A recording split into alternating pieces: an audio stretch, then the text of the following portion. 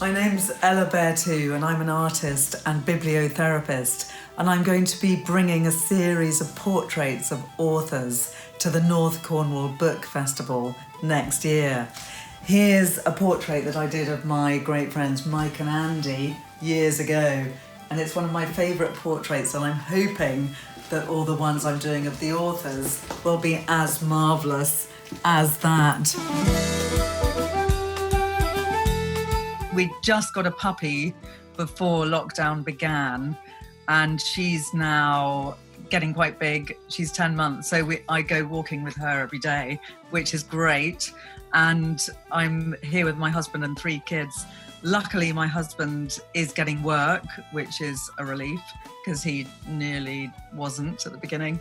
And I've actually had a lot of bibliotherapy work, but it has been very frustrating on the artistic front because I just started this massive project of painting portraits of authors, and I have a huge list of authors that I want to paint. It's about 25 people, and I just got going on them when the lockdown began, and I've started 2 of them, but I've had to put on hold all the rest of them until I can go and visit people again, which God knows when that's going to happen.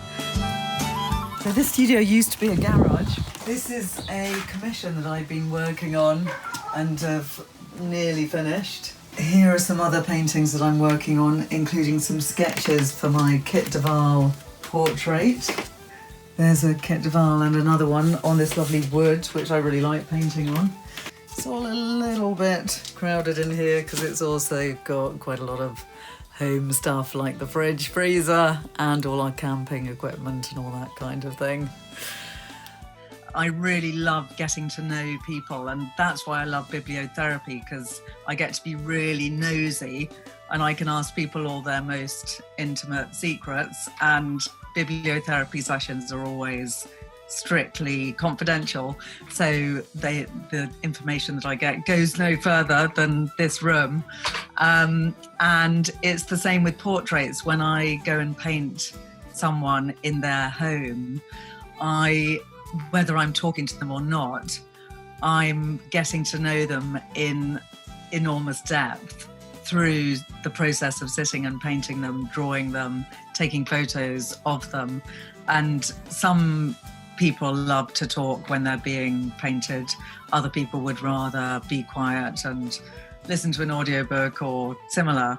And with all the people that I'm painting, I've chosen them to paint because I love their work and their books that they write. So I feel in a way like I know them already very well through their novels, but then once I start painting them, I get to know them in a completely different way. So this is where I work, where I do my bibliotherapy sessions, mostly by Zoom at the moment. I've got all my notebooks handy and many other books. This is also a painting that I rather love, which was inspired by Bottom in Midsummer Night's Dream.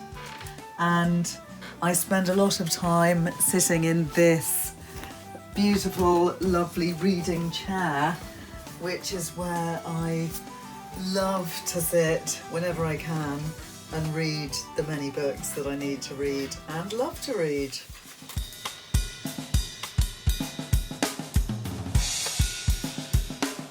This is my most recent book, The Art of Mindful Reading, Embracing the Wisdom of Words, which has a very beautiful cover. And the cover also relates to the rather fabulous reading chair, which I was given by my lovely brothers for my birthday. And it's where I do most of my reading. And indeed, I wrote a lot of this book in that chair.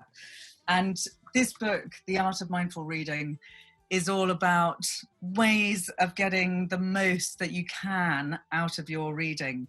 So different ways of approaching reading, finding out what kind of a reader you are, how to lose yourself in a book, how to share the joy of reading, how to find yourself in a book, and how to take reading further. So it talks about ways of sending the books that you've read out into the world, getting into reading groups, reading aloud with a partner or family, and all the many different ways that you can read in different situations.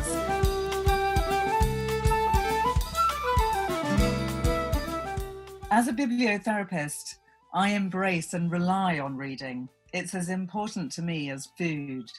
My job involves looking at the entire person, their life, their tastes, their passions, desires, hopes, dreams, and any issues that they might have. I then prescribe the ideal books for them to read right now, according to what is happening in their lives at the moment, what new paths they might be taking, or what major life events are happening to them. I aim to give the right books to the right people at the right time, and therefore I take reading as a pastime very seriously. Children learn empathy, moral codes, and social norms through the stories they are read as tots. Then when they are old enough, the stories they read to themselves, and then the books they read as teens. Our understanding of the world is shaped throughout our lives by reading: newspapers, novels, biographies, non-fiction, and online.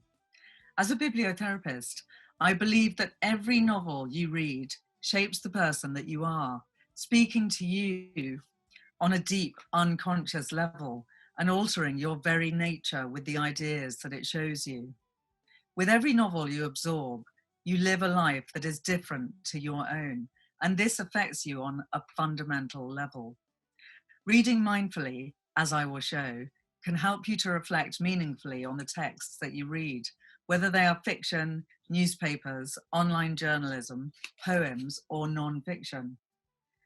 The benefits of reading can be seen not just in terms of what you learn, but also of their impact on your mental health.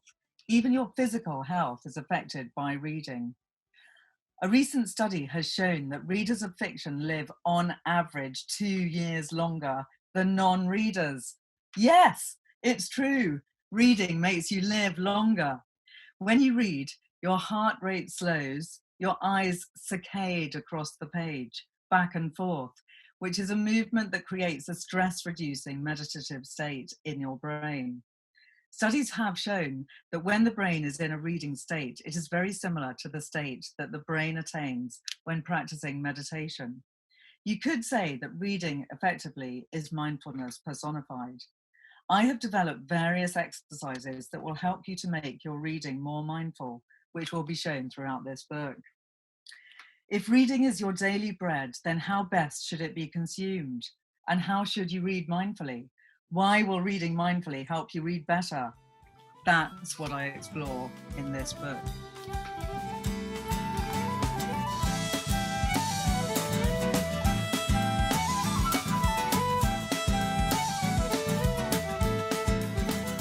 It does seem to me like a kind of heaven.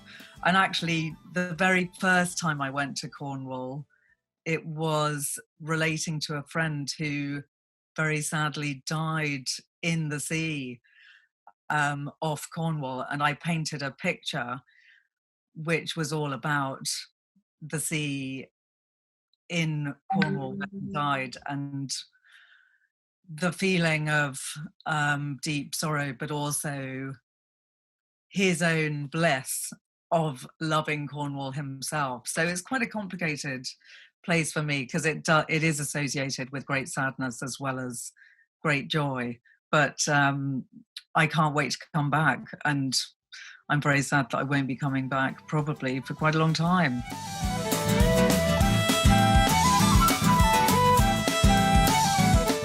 I'm looking forward to seeing you at the North Cornwall Book Festival.